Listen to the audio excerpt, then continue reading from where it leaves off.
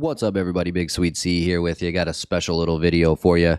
Today, I want to take another chance at predicting the Super Bowl playoffs like we did last year. Last year, I said it was going to be Rams over the Bills. It was Rams over the Bengals. So I was pretty close. I got the eventual winner. I almost predicted the two, missed it by a couple of games, but in the end, we did pretty well, so I'm going to give a go at it this year. Just before we do get started, though, I do want to give a mad shout-out to my own Detroit Lions. I think you guys had a fantastic year. You won 9 games, right on the verge of a playoff spot, and you guys were playing better football than probably almost any team in the NFL at the end of the year. So it's kind of a bummer that we don't get to see them in the playoffs. I think they would have had probably a better shot at beating the San Francisco 49ers than the Seahawks, but we'll get into that in a little bit. And I just want to say congratulations to the Lions. I'm very excited, looking forward to the future. So having said all that, we'll get right into the first round, the 2 through 7 matchups. Truth is, there's really only 2 games that I think might actually be competitive.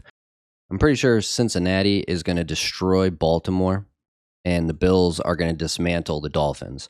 Not just because they're the higher seed, but they have dominated them both. Now, I know Miami won in Miami, but it was a much closer game than when they played in Buffalo, and Buffalo dismantled the Miami Dolphins. Plus, the Miami Dolphins haven't finished very well. Same with the Baltimore Ravens. It looks like they're probably going to be without Lamar Jackson for the 6th consecutive week, I believe. So I don't feel very confident picking them to upset the Bengals. On the flip side, the 49ers are going to dismantle Seattle, and I think the Vikings pretty much manhandle New York Giants. Again, very similar to the 2-7 and 3-6 seeds in the AFC. The Giants and the Seattle Seahawks, yes, they did manage to win enough games to make the playoffs. They haven't exactly been playing as well as they were at the beginning of the season. The 49ers are on a 10-game winning streak. I think they're probably the best team left in the NFL. And then I think Minnesota has done enough to prove that they can win in Minnesota for the most part. So I'm pretty confident that those guys are going to be our winners. The real big ones in the first round are going to be the 4-5 seeds. These I could generally see going any other way. I am going to give it to the home team in both categories for the simple reason that the Chargers decided to play their starters in week 18, even though they had nothing to play for, and they lost Joey Bosa, and it looks like they probably lost Mike Williams again. 2 key factors to the reason they were able to make it to the playoffs. Jacksonville's full steam ahead. They've been playing very, very well. Trevor Lawrence has been one of the best quarterbacks in the last 4 or 5 games of the season. So I think at home, I think the Jacksonville Jaguars get it done. Same with Tampa Bay. Dallas has kind of struggled the last couple of weeks. I know they finished with a great record. They were, 2 games behind Philadelphia for the NFC East and the number 1 overall title, or overall seed. But Dallas has had a problem with turnovers. Dak Prescott's throwing up picks like he's an Instagram thought right now. And while their defense has been very good, Tampa Bay doesn't really turn the ball over that much. I know Tom Brady has had one of his lesser seasons that I can remember in his entire career, but they have finished strong, and it looks like Mike Evans seems to remember that he's Mike Evans. He had a great game in Week 18 to really solidify, Week 17 to really solidify their NFC South title. I think going into Tampa Bay with the lack of progression, we'll say, that the Dallas offense has been able to perform, I think Tampa Bay gets the W. Having said that, I know that looks ridiculously crazy because all the home teams are going to win. But to be honest with you, in the NFL, there's been a lot of parity. So I'm going to stick with the kind of safer bets in the first round. Whereas in the next round, might not be as complicated, specifically on the AFC side. The Buffalo Bills, I don't think are good enough to beat the Cincinnati Bengals. I think the Bengals are gonna probably upset the Bills. I can't remember if this is going to be on a neutral field or if it's going to be in Buffalo. I believe it's supposed to be on a neutral site because they ended up both winning their last game. So in a neutral field or even outside in the cold weather, Josh Allen hasn't fared particularly well. I have a feeling that Cincinnati is probably going to win this game. I also think Cincinnati just happens to be a better team. along the same lines, I just think Kansas City is a better team than Jacksonville. Right now, Patrick Mahomes is probably playing better than anybody else at the quarterback position. And I think with his experience, with the fact that they've been here, done that kind of thing before, I think Kansas City probably wins at home.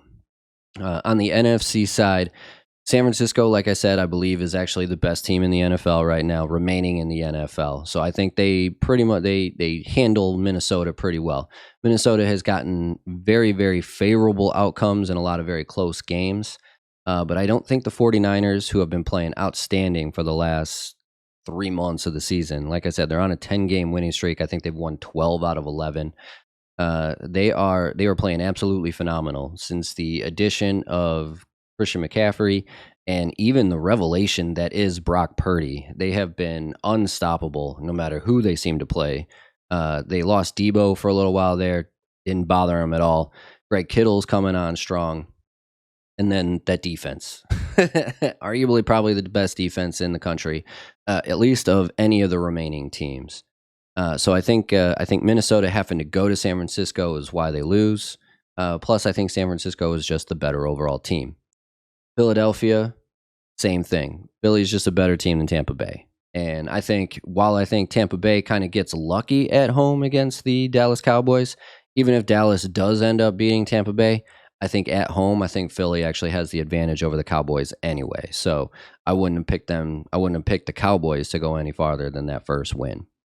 When we get down to the conference championships, this is when it's going to get very interesting, in my opinion, because I think Kansas City is the better team. I think Cincinnati is built to beat Kansas City. And what I mean by that is Cincinnati's kind of gotten by because they just happen to be better than a lot of teams in the NFL right now. But the way they are structured, they are by definition a team that is meant to beat a team like Kansas City. And while I find it hard that any team can make it back-to-back Super Bowls in today's day and age, I don't think it's entirely impossible for Joe Burrow and the Cincinnati Bengals to make it all the way, due to the history of Joe Burrow versus Kansas City and specifically Andy Reid defenses. If it's on a neutral site, I'm actually going to give the benefit to Cincinnati. I think Cincinnati is going to represent the AFC for the second year in a row in the Super Bowl. And I think Joe Burrow's got what it takes. When he came out and said that their window is his entire career, I honestly believe that that's the case. I think Cincinnati and Kansas City and Buffalo, with Cincinnati kind of being that little bit better, I think they're the top tier in the AFC, and they stand the test of time for the next better part of a decade, if not longer, depending on how healthy they can keep that offense. Defense is good enough to win games in the AFC, but they have one of the better offenses in the NFL with Joe Mixon, Jamar Chase. You got T. Higgins, you got Tyler Boyd, Joe Burrow helming the whole show. I think they have better weapons on the outside than Kansas City. Don't get me wrong, Juju Smith-Schuster has been probably everything, maybe a little bit more than we could have expected his first year in Kansas City. But I don't think Kadarius Toney is really that great of a player. He's got big play capability. I don't think he's that consistent. I don't think he's that reliable as a go-to player. Their run game has gotten a little bit better with Isaiah Pacheco, and they have a hidden gem in Jerick McKinnon, who's been around forever, and for whatever reason, he keeps getting slept on. He's a 5 to 10 touch guy, but he can turn those 5 touches, 10 touches into 3 or 4 touchdowns in a game very easily. So I think Kansas City does have a lot of firepower. I think Patrick Mahomes is a better quarterback than Joe Burrow. Again, I think the Cincinnati Bengals are a team designed to beat Kansas City, and it's all about matchups in the NFL. It's not who can win a series, it's who can win that day, and you got to give it to the matchup. In the NFC side, again, San Francisco, just a better team. I think they can go into Philly, and I think they can compete with anybody, and I think the 49ers are the best team in the NFL, remaining in the NFL right now. Nothing against Philly, I think Jalen Hurts actually has a very bright future. I think that offense, what they've done is incredibly impressive, but they really haven't played a defense like the San Francisco 49ers, who are very, very good, and not just stopping the run, but stopping mobile quarterbacks, having experience with Russell Wilson. having experience in practice when they had Colin Kaepernick. They have a defense that is very spontaneous, very fast defense, and they recognize plays very well, very, very well. Bose is one of the best defensive ends in the league, just like his other brother. And, I just think that the 49ers, even with Brock Purdy, and if we're talking, if we're saying Brock Purdy is the worst part of the offense in San Francisco, then I think you're pretty safe to say that it's a pretty good offense because Brock Purdy has been very impressive, all things considering. He wasn't even probably supposed to play at all this year. They lost Trey Lance really early in the year. They brought back Jimmy Garoppolo. And Jimmy Garoppolo goes down, Brock Purdy steps in, and it's like it's like somehow Jimmy G actually got better. Brock Purdy has been playing very, very well. He's not turning the ball over, and that is the key in the playoffs. Because again, it's about matchups. Can you win that week? The easiest way to lose a football game on any given Sunday is turn the ball over, and the 49ers don't really do that a whole lot. Now, neither do the Philadelphia Eagles. But their offense is structured around being able to run the ball very effectively with both the quarterback and the running backs. And I think the 49ers are built well enough and their defense is stout enough. They'll be able to manhandle the front line and they'll be able to stop the run both from Jalen Hurts and Miles Sanders, any of the other running backs that they might put out there. It'll be interesting to see how they decide to guard A.J. Brown and Devontae Smith. I think there's very key matchups there on the outside. But honestly, I don't necessarily think that the way that the Philadelphia Eagles are structured to play offense, I don't know if Jalen Hurts is going to be able to handle that kind of pressure because he's going to get a lot more from that front line from San Francisco than he's faced in a little while. I know they just played Dallas. Dallas has a great rush as well. But I think the 49ers are just playing better at this point in time. When we get into the Super Bowl, this is going to be, if this is actually the matchup, the Cincinnati Bengals and the San Francisco 49ers, I think we are in for a treat because both offenses are very potent. They can score a lot of points very, very quickly, but they both have opportunistic defenses. So I think it's going to come down to who turns the ball over less. I think Joe Burrow is a little bit more prone to be a little bit more of a gunslinger than, say, Brock Purdy is. I think he's going to be relied on to do more of the heavy lifting, whereas Brock Purdy's got Christian McCaffrey, he's got Deebo Samuel, he's got Brandon Ayuk, he's got Greg Kittle. They just got Elijah Mitchell back, who could potentially be the MVP of the Super Bowl. I think there's just too many weapons on San Francisco for any one person to really let the team down. And again, that defense. Joe Burrow has been one of the most sacked quarterbacks in the league the last couple of years. They didn't really get a whole lot better throughout the season, even though they have been playing slightly better. But I think that pass rush disrupts Joe Burrow. I think he's more likely to turn the ball over than Brock Purdy. And that's why I'm going to give it to the San Francisco 49ers as your eventual Super Bowl champions. They play in one of the tougher divisions, although it hasn't been all that tough this year compared to previous years. But we know that it's a strong division because the Rams just won last year. 49ers were a game away from going to the Super Bowl last year. It was almost Bengals at 49ers. But this reminds me of the day I was born, 1982, January 24th, 1982. It was the Cincinnati Bengals and the San Francisco 49ers. Bengals went into halftime with the lead. Joe Montana came back to win that game, and the 49ers won the Super Bowl the day I was born. And it's quite surreal that I'm picking this to be the actual Super Bowl again, or right around my 41st year of age. Makes me feel old, realizing how long it's been since while these were between the matches, the day of my birth and this one. But I do think, as I've been saying this whole time, I think the 49ers are the best remaining team in the NFL. I think it's going to show in the playoffs because, again, they've been to 2 Super Bowls under Kyle Shanahan. They were almost there last year. They went to the NFC Championship. They're like maybe a play or two away from playing Cincinnati in the Super Bowl. And I just think it's their time. The 49ers have been one of the better organizations in the NFL for a very long time.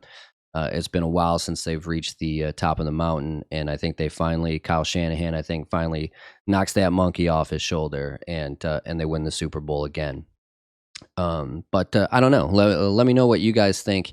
Is there any matchups that you think that I might have looked at a little bit wrong? Like I said, I could go either way with Tampa Bay Dallas, but I don't think either one of them beats Philly the following week, so I don't think it really matters. I do think that the way Trevor Lawrence is playing, they get a couple of breaks. Maybe they're able to upset the Kansas City Chiefs. I don't know if they're going to be good enough to go all the way. Cincinnati is their entire team basically has had last year's previous experience.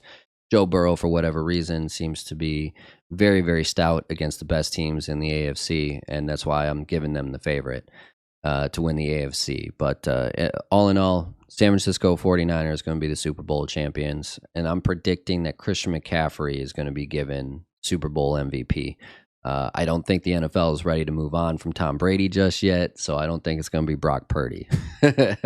They'll find a reason to give it to somebody else. Now, if maybe Deebo Samuel goes off for a couple of 100 yards, or maybe Brandon Ayuk, Greg Kittle has a couple of touchdowns, or even Elijah Mitchell, to be honest with you, goes off for 150 and a couple of scores, I think they'll find a reason not to give it to Brock Purdy because I don't know. It's a Cinderella story, Mr. Irrelevant to Super Bowl MVP. Could be a good story, but I think it's going to be probably Christian McCaffrey as your Super Bowl MVP. But the 49ers are going to beat the Cincinnati Bengals. I'm going to venture to say it's going to be 24-13. I don't think it's going to be super high scoring, but I think there'll be a lot of big plays. And it should be an exciting game. You guys should be excited about it. Let me know what you guys think in the comments. Where did I go wrong? Who is your Super Bowl champion going to be? And then we'll take a look on February 12th and see who was closest. Either way, that's going to do it for this one. If you did like what you happen to see, do me that favor. Hit that like, hit that sub, hit that notification bell so you know when I do drop a new video or go live. Playing lots of stuff. We got lots of stuff coming out. So I hope you guys become part of the Sweetness family. If you want more behind-the-scenes videos and pictures and info and stuff like that, do me a favor. Head on over to Instagram and Twitter. Follow me over there at BigSweetC. Otherwise, keep on keeping on. That's going to do it for this one. BigSweetC, that's me. Wishing YouTube, that's you. Wonderful day, night, morning, afternoon, evening, whatever time of day it might be. As long as you're watching, I'm wishing you a wonderful watching time. Sweetness, signing off. Peace.